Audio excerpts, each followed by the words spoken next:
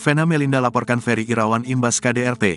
Kabar mengejutkan datang dari pasangan artis Vena Melinda dan Ferry Irawan. Selalu pamer kemesraan, tiba-tiba Vena Melinda melaporkan Ferry Irawan ke polisi terkait dugaan KDRT.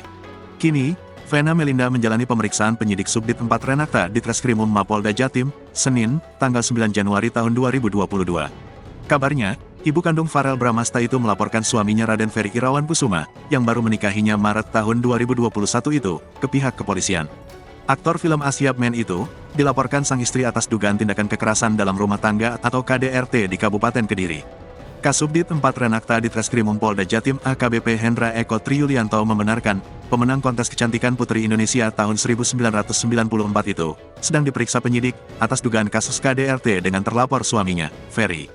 Hendra menambahkan, Vena Melinda telah melaporkan suaminya atas dugaan kasus KDRT di SPKT Mapolres Kediri Kota, pada Minggu, tanggal 8 Januari tahun 2023, kemarin.